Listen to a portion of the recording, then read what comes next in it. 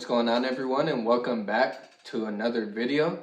Today we have a very special video for you guys. We got a special guest that a lot of you might not know him, but you're gonna know the story he's gonna tell. I'm sure everyone's here has heard of the school that scammed America, that found a way to get their way on ESPN, play IMG, and trick ESPN and everyone, honestly. Bishop Sycamore. We have one of their players from the team during that time when all that was going down, and we're just gonna, today the truth's gonna come out. We're gonna find out what really happened, because I know I haven't really seen nothing. I know they came out with a documentary, but I haven't really seen nothing of the true story or players even talking about what happened during that time. And it's kind of, they don't even have names of the players, honestly, that were on that team. Like, if you look up who was on so-and-so, a lot of the actual players on the team don't even come up. It's just kind of been something that's just like swept under the rug. No one really knows the true story to it all. The coach recently is coming out with a documentary from HBO, kind of telling his side, but I've never really seen anyone tell the player side. And, the coach, he was the one who started it all and all that, so he might try and, not say everything that happened to make himself look bad, but I want to hear a player's perspective and really find out what really happened during all that time. So just to get right into it, so obviously at the time you're done with high school football, you're trying to figure out where you're going, and you're not really sure what you're gonna do yet. And how do you just go from that to you're playing for Bishop Sycamore? Just take us through like that recruitment process, like just how it like just started when you first started it. So it first started off as I was working on the gym one day, and I got a call from a friend, a local friend around the city. I'm not gonna say no names, but he called me, said, "We about to play the biggest team on national television, ESPN. We about to go and play IMG. Is you trying to come or not?" And I told him, I said, "Let's do it." I couldn't pass up the opportunity. So then from there on, it was nothing but Bishop Sycamore. Bishop Sycamore. So from a player's perspective, what were the coaches kind of telling you guys that the program was?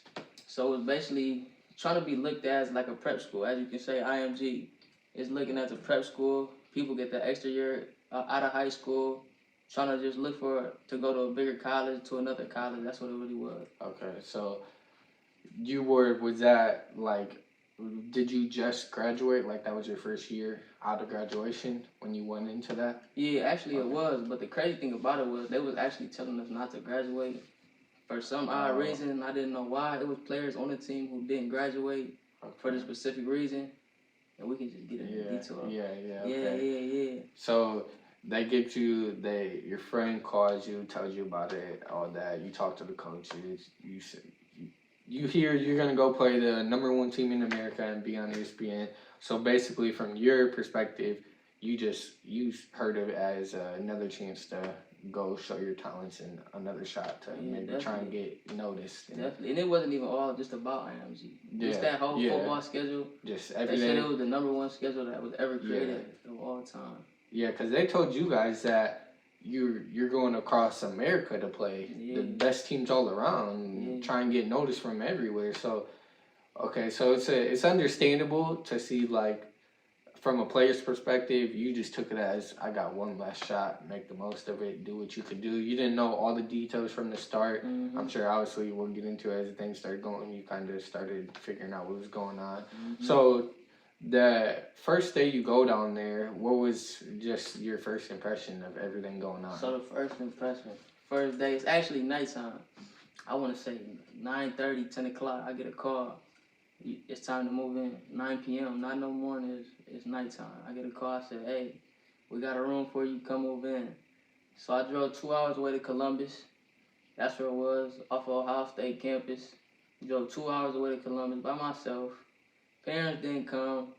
So I come in there, the first thing that happened was, at first I didn't even get assigned to a room, apartment, whatever, etc. So then I moved in with a couple of friends from a different state. So I moved in with them at first. I didn't have nowhere to sleep. It was only 2 rooms and it was 3 of us. But the kids knew each other. I ain't have nowhere to sleep. I started off sleeping on the floor for 3 days, hardwood floor for 3 days. Then I ended up getting a blow-up mattress, and then I ended up moving to my own room, which was still in the same house. But the other people that was in there, they slept in the same room, same bed, same everything. So the experience of it first getting there was kind of rough at first, as you can tell. Yeah. So just from that, like from when you arrived to that, did that kind of just like raise some red flags just from your first impression, or were you kind of just not even really thinking that way yet? Yeah, when I first got there, I wasn't even thinking about it. You just wasn't. I was just thinking about playing that schedule. You know, I wasn't even thinking. At first, I'm like, yeah, it does seem kind of odd. I didn't like when I first got there. I didn't even see none of the coaches. That's how bad it was. I didn't see none of the coaches, but my mind's so stuck on. I'm trying to get to the next level. Yeah. So when did you guys have your first practice? Like how long after you got there? First practice. I want to say first practice probably came the following week, but I know that people were still there before me, so they could have possibly been doing something. Yeah. But my first practice came towards the following week. The following week, okay. Yeah. So what was that first practice like? Was it kind of all over the place? Was it put together? Did it seem like an actual program? So the first practice, it was kind of like everything seemed kind of organized. I'm not even gonna lie, everything did seem kind of organized. We had the linemen with the linemen, skill guys with the skill group, but that was it though. So it would be like the linemen would be on the sled machine, the receivers would be going over the route trees, you know, doing feet work drills and all that with the coaches. And the DBs would be doing the same thing with the DB coaches. That's how it really was throughout practice. So through that time, we'll wake up. I said we'll get up at 4 a.m. We'll all meet up at 4:30, catch an Uber. Coaches would take us, and we'll all go to the same field. Okay. So did you guys have like an actual practice field, or were you just moving around? So we didn't. We actually didn't have no actual practice field. No actual one. You just go wherever they found that day. So it'd be like throughout the week, we would practice so early because we know that the other kids got to go to school. Whoever goes to these schools, so we'd go to the middle school football field some days. Those other days we would go to a different football field. So it definitely was kind of all around, but we eventually just kept on doing it. So they were doing it as they're practicing at other schools' fields, but they're just going there so early in the morning. And it'd be like 2-3 practices. We'd do that in the morning, maybe find another field or go back to that field. And it was times that we would even get kicked off of these fields due to us. It's not our school, so we can't go there and do it. Yeah. Okay. So, how long from your practice was your guys' first game? Our first game. I want to say our first game might have been like, it probably been like 4 weeks, 3 to 4 weeks, I might say. 3 to 4 weeks? Like 3 to 4 weeks, maybe. So at this point, were you guys supposed to be involved in any classes, like school-wise? What were they saying kind of about school-wise? Because, I mean, it sounds like they just had you at wherever you were staying and then going to practice and then back there. What were they kind of saying about, like, all the schoolwork and all that? So we never did no schoolwork at all. I know I heard stories of people saying they was doing online schoolwork, but it really wasn't no schoolwork involved at all. Okay. So it'll be times we'll go to this local library and watch film, and that was considered our schoolwork. And like that's really what it was. Like no schoolwork was ever involved. They said that we were supposed to sign up for school. We never did. A select few kids went to as a group to go, I guess, sign up for schoolwork. Who knows what they done did, but I don't know who was all up in this story. Okay. So you guys just didn't even have classes at all? They kind of just... No class. Everything just was strictly football. Okay. So was everyone on the team from Ohio, or was people from all over? So mainly, most of the kids was from Cali. We had some Florida kids on the team. A couple Ohio kids on the team. So it was kind of a mixture between Florida, Cali, and Ohio. Did you feel like you guys had a lot of talent on your team? Oh yeah, definitely. We definitely had talent. It was kids who didn't came to this school who had low GPA grades, you know what I'm saying? So was just forced them to come play this schedule, you know what I'm saying? So I can name off the top. It was Jeremy Nayborn off the top. He was definitely getting recruited highly with Division I offers. Trillion Harris, the quarterback, definitely was getting highly recruited by offers. Josh Lord definitely was getting recruited. Teldrin Foster, like it's a lot of names I could really name for that team. So your team was kind of just made of a whole bunch of players who had the talent, had the chance to take it to that next level, but due to other things in their life, whether it's grades, just anything, money, anything, just in general, they weren't really able to get to that next level. So he kind of just brought them all to this one team. Yeah, definitely. Okay, so it seems like your guys' team was just in its way a high school version of a JUCO. Yeah. Okay, so who was your guys' first game? Our first game was Akron Hoban. It was Akron Hoban. Yeah. Yeah, Hoban, they're a top school in Ohio. They won state a couple times. Yeah, they're normally one of the best always in Ohio. Mm-hmm. How was your guys' first game? Did you guys all ride on the bus? You get dropped off there? So the first game, if I can remember, yeah, we all did ride on the bus. We all rode on the bus, a coach bus. This how I started. Left our apartments, went straight onto the bus. Mind you, we never practiced with football equipment. So the whole time you guys were practicing, you didn't have pads on? No pads. It was not one time we had pads up until this game day. Okay. So it's game day. We get on the bus. We drive over to Hoban. Then we get there. And as we're getting there, we're warming up without the equipment still. So then as time comes, we literally had to call 2 timeouts before kickoff just so we could finally put on our equipment. And if I'm not mistaken, the equipment was actually stolen from a different school. That's what was spoken on. I'm not sure. So the equipment kind of just came out of nowhere. It literally came up out of nowhere. They came out of nowhere. Mm-hmm. So were you guys getting any type of funding for this, or what was? I don't know how that process was. Yeah. Okay. Yeah, it's just crazy. Like the fact that he was just able to figure out a way to just actually get people to like believe this and ESPN and all that to automatic scam artists. Yeah, that's gotta go down as one of the craziest scams. So what was your first game? Did you guys play good? Did you feel like you had an actual team, a shot at? Yeah, at first I'm not even gonna lie. I felt like everybody definitely looked good at first. And then it was like you see players switching helmets on the field. You know, sometimes a player would switch a mouthpiece. And it was like the first couple drives was back and forth even. But as you can tell, the lack of experience with the equipment, being around each other for a certain period of time, and just the chemistry overall was just off. And then Hoban finally broke that lead with us. What was the final score of that game? It might have been like 36-0. 36-0? Or something like that. Like it was like 32. It was up there. So how many games did you guys play overall until IMG?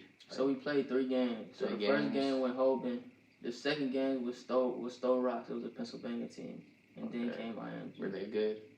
They wasn't good, but like I said, the lack of team chemistry to show everything. What was the final score to that one? I think it was like 7-0, 14-0, 14-7, something real close. So how were you guys traveling there? Just taking the bus? Taking the coach bus. Who knows how I was being paid? For all you know, we're going to play football. So then it's time to play IMG. I read somewhere that game against IMG from the start, like it really wasn't adding up for them. So they declined the game at first, but then they needed a extra game because COVID canceled some of theirs, and so that's how you guys came along. I don't know if that's necessarily true, but I seen that online. Yeah. That's how that came about. Yeah, I think that's how it came about as well. I'm not 100% sure. Yeah. I'm not too much into that detail. Yeah. Nobody is really, but I think that might have been a way how it was. Okay, so going to play IMG, did you guys play them there at their home field? No, we actually played them in the Kent Hall of Fame. And the tricky thing was, we played IMG 2 days after we played another team. 2 days? Yeah, I think I remember seeing something about that. You guys, that was the first major red flag to everyone. You guys played 2 games in a matter of 2 days. And that's when everything fell up. And I think that, from what I heard, just on the inside, we played that game off of a money contract. We played that game off of a contract. And that's what led us on to just literally playing that game was probably for money is what I heard. And then IMG just happened to be that game 2 days later. Yeah, okay. So when much time. Well, you really didn't even get much time to prepare for IMG. I was gonna ask you what your guys' like preparation was for them, but you really didn't have much time. The only preparation was just that film. Like I said, we went to the library. All we watched was film, and the only team we would watch was IMG. Even though we had prior games before that, we never had film on these other teams. Okay. But all we was doing was watching film just to play IMG. So what was just like playing a team of that caliber, you know, and those players, they got 5-star, 4-star prospects. A lot of them is going D1, probably gonna make it in the NFL one day. What was just that feeling heading into that game? So honestly, I didn't get to partake in that game due to me having to get stitches from an injury in the game that had happened prior to before that. But I just know being there on the field and watching all of this happen, it was just an absolute disaster from the kickoff. Everything didn't feel right. Yeah. Nothing felt right. You could just tell that they're They're really dogs. Yeah, it felt like we wasn't even supposed to be there. Like that's how it felt so real that it felt like we wasn't supposed to be here, and it felt so unreal that we really wasn't supposed to be there. Yeah. So did you guys have like after that first game? Did you have like your equipment heading into every game? Yeah, we had equipment every game after that. Okay. Dang. So the start of the game, you could just tell from the start things just weren't looking good. You guys are playing against a lot of high-profile prospects. I know a couple of their. I know he was still on the team. I want to say he was probably getting playing time. One of their main wide receivers, he's playing for Ohio State right now. This is his true freshman year. His name was Carnell Tate. Yeah. It's players that was on the Bishop Sycamore team. No, a lot of those players on the IMG team. Okay. So them playing like that was just a different feeling for real. Yeah. Mm-hmm. Yeah, dang. Yeah, because they definitely, I know some of those prospects were 5-stars and all that. Yeah, he scored 2 touchdowns against us too, I think so. What, Carnell Tate? Yeah, he's a dog. I've seen a lot of stuff about him, like, leading up to his freshman year at Ohio State, and he's a true freshman. You know, Ohio State, they're just a wide receiver factory. Yeah. They got top wide receivers every single year. And he, I guess, raised a lot of eyes in fall camp and made, like, a huge impression, and he's actually gotten a little bit of playing time as this year has gone on. Obviously, he's not made a big impact because we got other playmakers. But for him to just even be a true freshman and get a little bit of playing time at Ohio State for a wide receiver, that says a lot. Yeah, that says a lot because that doesn't just happen. Yeah. That doesn't just happen at all. He's gotten a lot of good praise from his teammates and coaches. So he looks like he's gonna be our next great wide receiver. Yeah, looking forward to it. Because there's a 5-star on our team right now, wide receiver that we got. Because I believe he was a 4-star, and this other dude we got was a 5-star, and he's getting playing time over that 5-star dude. Yeah. So whatever he's got going for him, it's working. Whenever they told him at IMG, he's putting it to work at Ohio State, and he's looking like he's gonna next year probably be his breakout year, would be my guess. Yeah. But so just back to that game, so. Was it just a blowout from the start, or did they like pull away as halftime went on? See, the opening kick, they returned it for like 50 yards. So they started the game on our 50 basically, 50 or our 40. 2 plays later, it's a touchdown. One hand catch by the receiver. One hand catch, touchdown. Dang. So you just tell like just playing that their talent was just different, like. Did they really seem to separate themselves, like those major prospects on that team compared to your average players? You know how they say like the difference between college football and Division III, Division II, and Division I is the linemen. Yeah. Everything on that game just seemed different. From the different levels, everything seemed different. Receivers, running backs, linemen, like anything you could possibly name. I think they had like a 5-star running back that year too. He was a dog. They have a squad every year though. They always have a year, squad. They're always different. They just produce like that. Yeah, no, that's crazy to just think that he just was able to take players who were just looking for another shot but out of high school and found a way to turn that into playing IMG and everything overall. And it's crazy because not even just my year, they've been doing this for years prior to this. So it's like it's nothing new. I think that what made everything just go different was the 2 games before that. Yeah. And then actually playing IMG on ESPN, so not everybody's seen it. Yeah, that's the clip that's Yeah. when everything went viral with them, is when they got blown out by IMG and all that. 56-0. Yeah, because I remember people would be like, "Who is Bishop Sycamore?" and all that, and no one really understood. And then I seen some clips of broadcasters from that game talking about, like, as they're saying the game, they're like, they called out a number and they're like, "We don't have him in our database. We'll get back to you guys on that." And then they were saying that your guys' coach said you guys had you had multiple prospects going D1 on that squad. Yeah. And they were saying during the game, like, when they looked you guys up, they couldn't find nothing. No, nothing. So he basically was just lying his way through everything, trying to. It was all a scam. Crushed a lot of people's dreams going through this whole process. Yeah. So were you guys, like, during that IMG game, was it? I'm sure it was obviously packed. Was there a lot of, like, media and stuff there? It was definitely a lot of cameras rolling throughout that whole game. There's a lot of cameras on the field during warm-ups, on the sidelines throughout the whole game. That's all I could really think about. Just seeing a lot of cameras coming out the tunnel in our locker room, like, it just felt like an experience that I could never really imagine. If I could do it again, I'd do it all over. Yeah. Yeah, IMP, they're different. What's that post-game locker room like, knowing you just got blown out on national television? I ain't even gonna lie. The post-game locker room, it wasn't even the post-game locker room that made us get the feeling, like, of any bad feeling. It was mainly, like, the halftime. The halftime, yeah. People ready to fight in the locker room at halftime. And then it was like we come back out there after halftime. We went through a lot in the locker room as a team throughout halftime. A lot of people that was in there wanting to fight because we're losing. People not blocking, etc. You know what I'm saying? So then it was kind of like we go back out there. The game's going south. And after the game, everybody was so confused. Nobody even thought about losing. Only thing you could do is pick up your phone.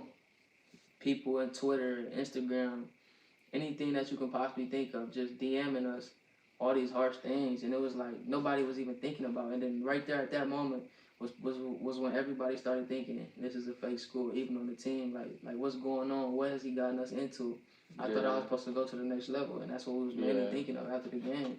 So that IMG game was the first thing that just raised suspicion for you guys, as it did everyone overall, because that's the first time anyone ever heard of Bishop Sycamore, honestly. Was really heard of it, Yeah, and so the IMG game ultimately was just the fall to everything. It was. So before we get into the end of that, just walk us through, like, what an average day-to-day was for you guys. Because I have a feeling it just was very different from a regular football program. So you could say, like, on an average day, on a Monday, I'm going to start it from the beginning of the week. So at the beginning of the week, average day, wake up, go to practice. After practice, go to the library. After the library, come back home.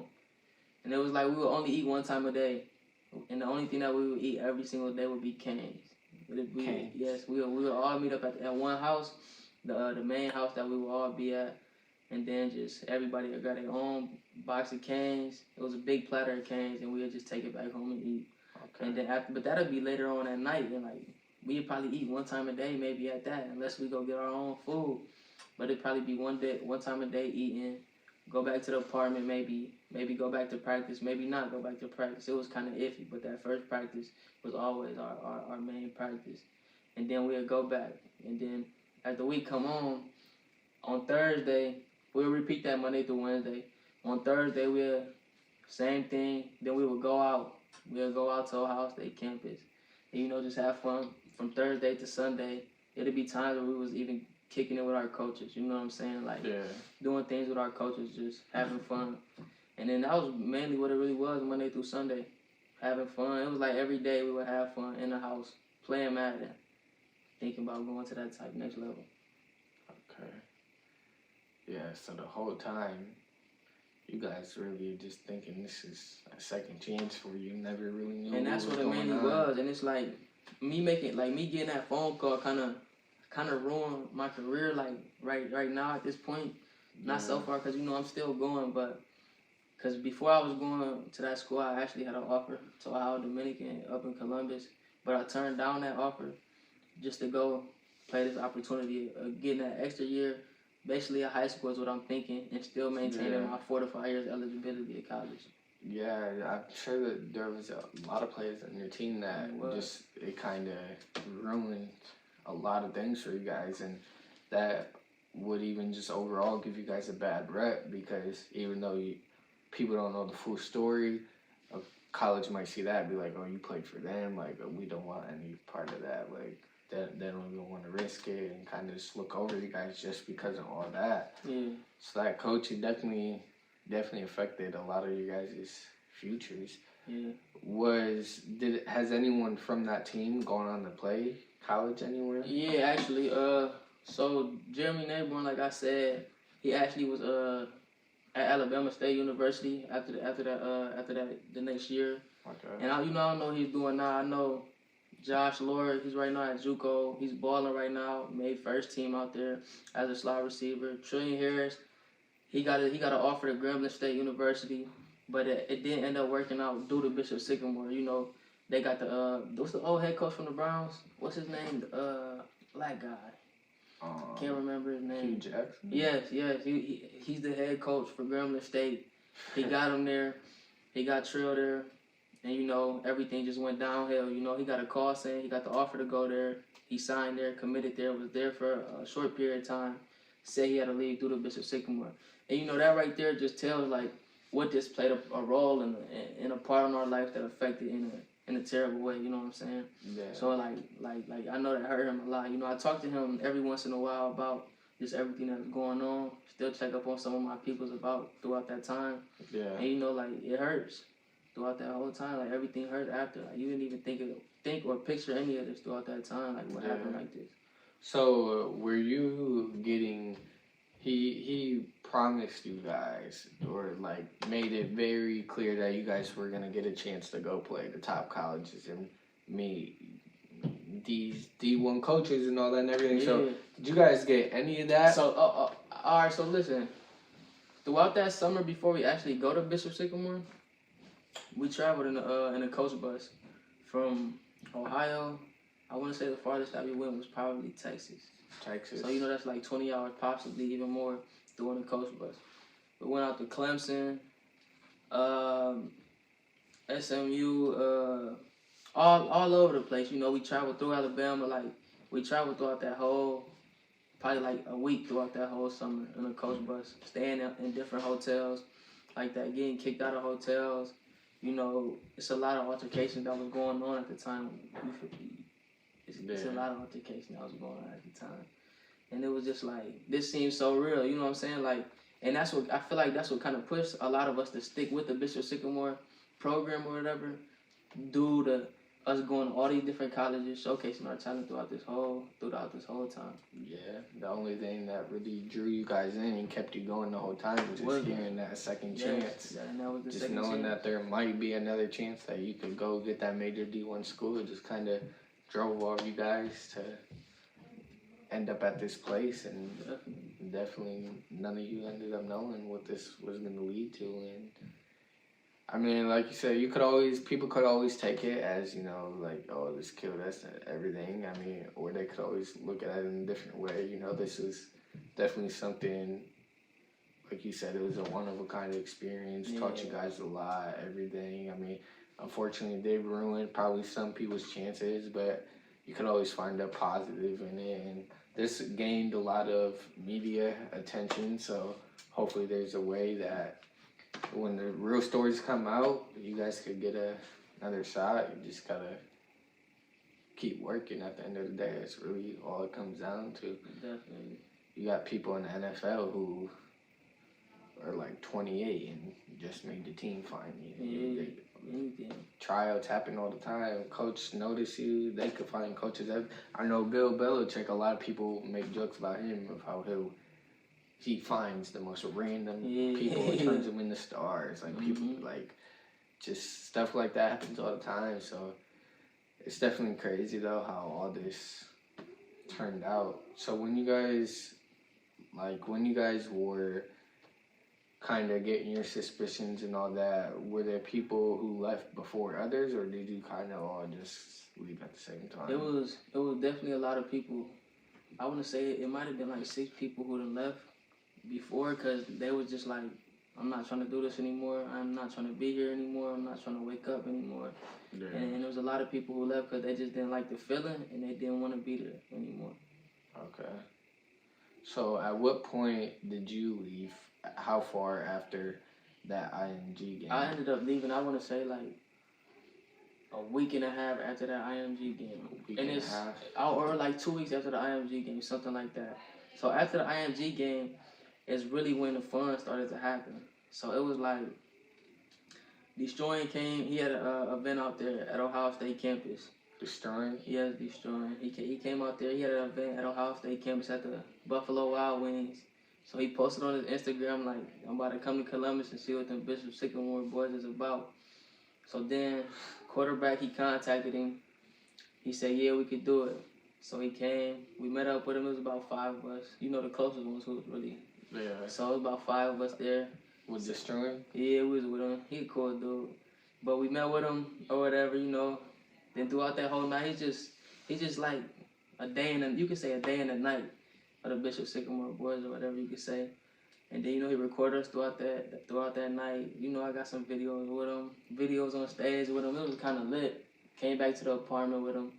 And, you know, he just recorded us. He got footage of the story, but he promised to never release it. I don't think he never will, but... Yeah, I was going to say, I watch a lot of his videos. Yeah, I've never seen that thing. Yeah, he said that he had never released it for reasons. Yeah, probably also legal reasons probably play effect into that too. It's a lot of reasons. Yeah, a lot that plays into that. But yeah, for everyone who doesn't know, Destroying is one of the biggest YouTubers out. He goes to a lot of different like major high schools, colleges, and kind of films their games. He does a lot of sports content, but he's got millions of subscribers on YouTube. And his story is crazy on why he's not in the NFL. His story is crazy. Yeah, he has a pretty big story himself that he's talked about a lot on his YouTube. So if anyone's interested, you could just look up Destroying on YouTube. You'll find him right away. Mm-hmm. So right after that IMG game, you said that's when your suspicions started to raise. Yeah. What was like just the media like overall? Like you guys just got blown out. You're being called out, possibly being fake. You're not really understanding what's going on. What was just the media and your mindset overall through that time? Throughout that time, it was like I was getting so many. I ended up having to change my number. I was getting so many phone calls, random phone calls, not even knowing how these people got my phone number. I was getting so many emails on Twitter from so many news reporters. I done did like 20 reports saying the same exact story over and over, and I was kind of getting tired of it. So over time, like I'm getting the same repetitive calls from the same people. So I ended up having to change my number. And then after that, it was a time where the HBO Max company ended up contacting all of us through email. And then Coach Roy, he told us not to sign the email because he didn't want us to do it, you know. And then people who signed it or whatever, and then he was all for it after that. You know, I wasn't one of the people to sign it for certain reasons because I was, you know, just taking his advice saying don't sign it. You never know what it could be. You never know what you can get yourself into just signing anything that you might not read. So then, next thing you know, we hear about, oh, Michael Strahan this. You know, Kevin Hart, he posted a video talking, not a video, but he posted something saying he was about Bishop Sycamore. That. He wanted to, his production team was going to film something about you guys. His production team, the Netflix people wanted to do something with us. And it was like, HBO Max was the only people who really took advantage and actually did this with us. I feel like a lot of those other companies might have ultimately ended up backing away because of just the situation in general. Yeah. It might be something in a few years when everything's settled, whether there's any more lawsuits out there or anything, that they might come back to. And because, you know, a lot of these documentaries are made years after the actual event. So I wouldn't be surprised if that's something that, like, Netflix comes back to in, like, 5 years to try and bring up again. And after everything's settled, then they know they're safe to... won't risk getting sued or anything and all that. Yeah. So you guys are just getting just after the IMG, just when everything took off, you're getting all the media attention, everything just kind of all over the place. What was just that feeling, just knowing you went from nothing to something overnight? And it kind of feel like, I'm not gonna lie, it kind of feel like, oh yeah, I'm about to take off and I'm about to make it. Like I'm really about to make it. And it was like we was trending on Twitter, #1 trending on Twitter. For like a week that straight. was when after the IMG game, it was straight. everywhere. Sports Center, it's at Bleacher, all the major stories, New York Times, everyone. It was everywhere. That story was everywhere. It's literally trending for a whole week, and it was like I see my face in photos. You know, I see myself in news reports, and it's like I'm calling my mom back at home. Like I know this is a tough time. You know, myself. I'm saying like this is crazy, but it feel like I made it right now. And I didn't even make it. I didn't go anywhere, but it just felt like with all that exposure and all that attention with the media, you know, famous people reposting it, famous people just talking. It felt like we really about to take this advantage of this opportunity of social media and just literally just boost and just take off. Yeah. So from that point of you feeling everything's gonna take off, what was there like an exact moment that made you feel like, okay, it's going downhill, like I need to get out? I know everything overall probably added up to that, but was there like an exact moment you can remember where it just hit you and you made your decision you need to leave? Yeah, and it was like, so as I start seeing people go down and down, leaving, you know, going back home, I start seeing teams, St. Ed's canceling schedule, and so many, like St. Ed's up here in Ohio, but so many other teams, the #1 team in Texas, and all the teams like on our schedule just decided to take us off their schedule and said they're not playing due to all this stuff that's happening. And it was kind of like dang, what's next? And then I was going through the process of trying to talk to so many college coaches, Division III, Division II, even Division I, even JUCO. They wouldn't even take me for the simple fact that I was going to this school. Yeah. So, what is the coach kind of telling you guys through all that time right there when everything's falling apart? Was he in contact with you guys at all, or is he just kind of? Yeah. He definitely was trying to lay his head low. He had warrants out for him for reasons of, you know, domestic violence, and he had stuff just pending on his case. I think so, but it was like he was ducking his head off. We was going to practice with like 10 people. That's because a lot of people left. He was telling us don't leave because you know you never know what's gonna happen. There's more teams that want to fill this schedule. It's people from different states that want to come coach for this team, all because of this. I'm hearing, and it's like, man, I need to get up out of here. I need to go take this next step in my life, find a different place to be, and you know just take off with them. So I ended up leaving. Yeah, ended up leaving and got you to tell where you are today and everything, and back doing good, obviously.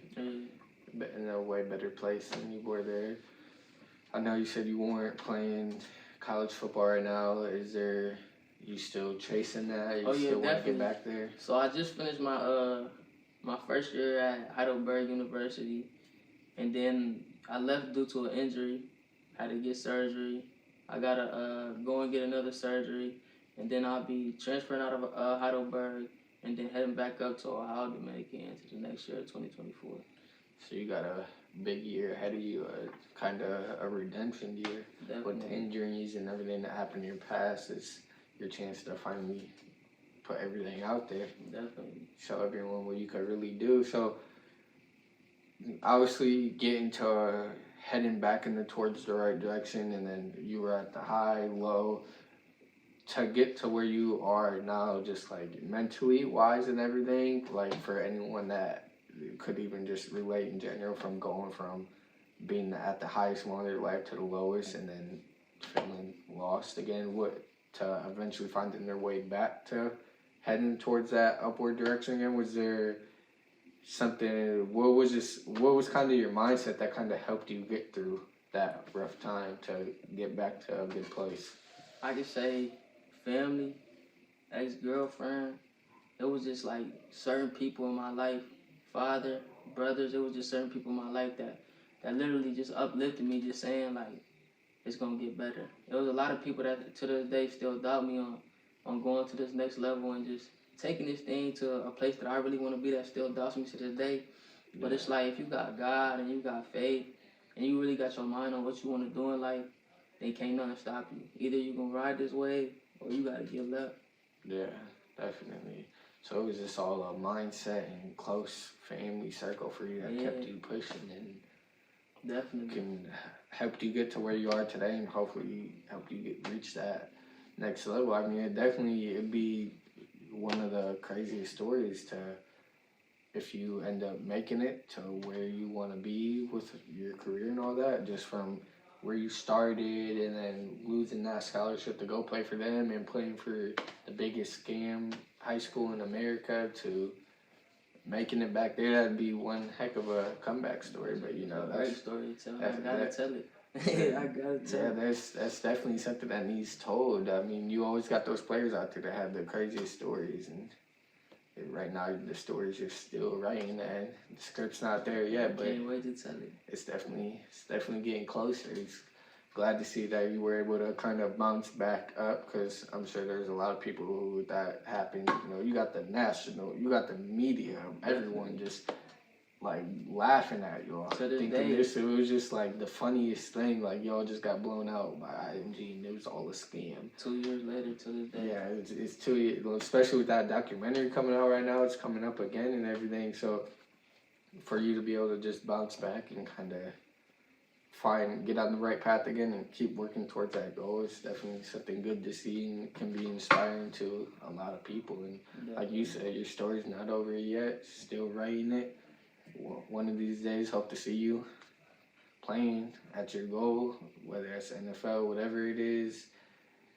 I'm sure, I mean, there's no reason why you can't get there. If you had the mindset that you had to get through all that, you just got to keep that the whole time, and eventually, you know, you're going to reach your destination. Just got to keep writing that story. Definitely. It's never over until it's over, you know? Yeah, for sure.